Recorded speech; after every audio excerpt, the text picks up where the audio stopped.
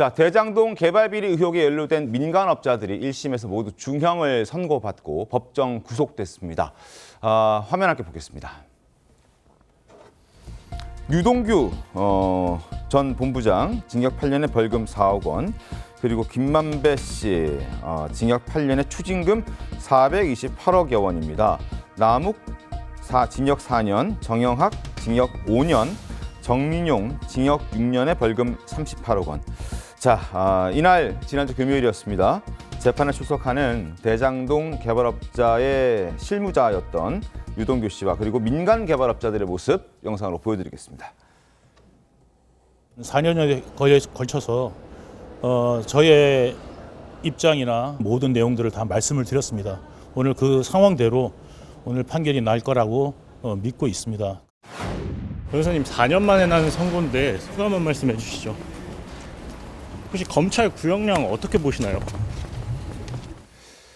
자, 유동규 씨를 제외하고는 답변하지 않고 법정으로 들어갔습니다. 자, 법정 구속됐고 이들은 모두 무려 4년 만에 1심 선고가 나온 겁니다. 결심과 선고까지.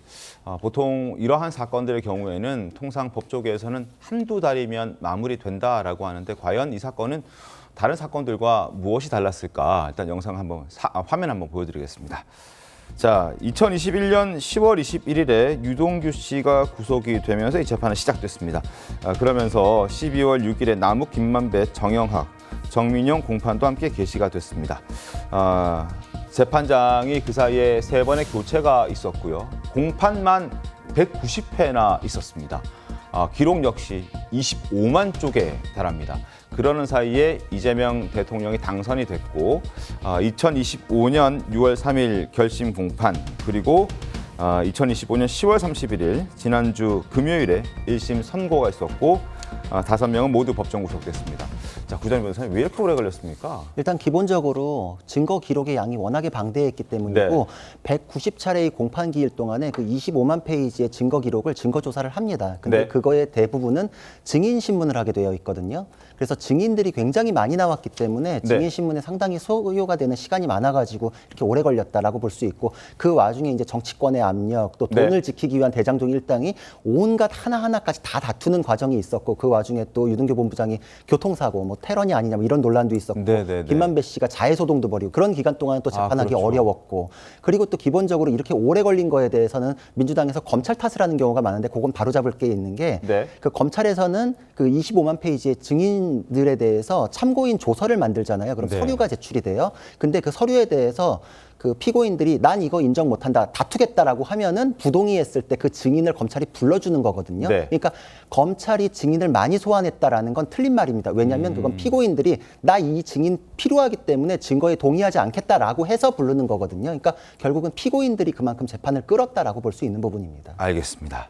자, 여러분 잘 아시겠지만 이 대장동 개발 사업은 과거 이재명 대통령이 단군 이래 최대 공익 환수 사업이라고 치적으로 자랑했던 사업입니다. 그 목소리 한번 들어보시죠.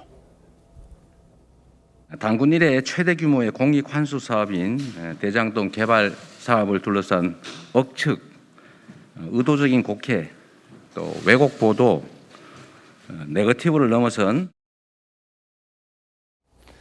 하지만 1심 법원의 판단은 달랐습니다. 민간 사업자들에게 부당하게 이득을 몰아준 부패 범죄라고 판단했습니다. 구자민 변호사님. 그렇죠. 부패 범죄가 맞고 민간 사업자에게 막대한 이익이 간 것도 팩트입니다. 근데 여기서 이재명 대통령에 대해서 거론하지 않을 수 없는 이유는 본인이 대장동의 설계는 내가 했다라고 이야기를 하셨었거든요. 그리고 단군 이래의 최대 치적이라고 정치적으로 선전을 많이 하다가 이 일이 차츰 더 밝혀지니까 그 얘기가 쏙 들어갔는데, 이 과정에서 사실 결재권자가 빠져나가기는 어렵습니다. 백현동 사건이 이거랑 판박이다 이런 얘기 있을 때 민주당의 이수진 전 의원이 결재권자는 못 빠져나간다. 백현동 사건 판결문 봤더니 결재권자인 이재명 대통령 후보는 뭐 무기징역까지 가능하다. 이런 얘기 했었잖아요. 그러니까 판박이니까 이거에 대해서도 같은 논리 적용되는 게 아니냐. 그래서 연관성에 대해서 같이 논의가 되는 것이고, 한 가지 좀 의문스러운 거는 이건 지금 성남 시민들의 불이익으로 귀결된 사건이 맞잖아요. 그럼 네. 민주당에서도 여야 가리지 않고 비난을 해야 맞거든요.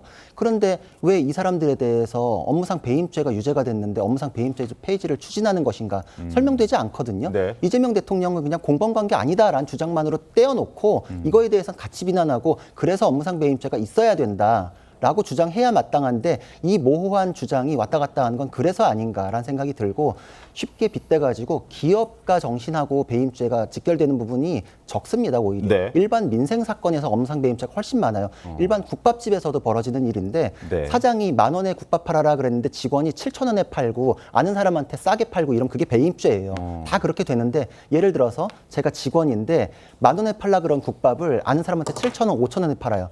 사장한테 손해죠. 네. 제가 그거 한 그릇 팔 때마다 1,000원씩 인센티브 받기로 했어요. 그래가지고 5,000원씩에 팔면은 사람들이 와서 많이 팔겠죠. 네. 그러고 내가 한 1,000그릇 팔았다. 단군 일의 최대의 국밥팔이다라고 선전을 막 해요. 그래서 1,000원씩의 인센티브를 받으면은 팔 때마다 사장은 손해를 보죠. 네. 저는 이득을 보죠. 이게 부패 범죄인 거예요.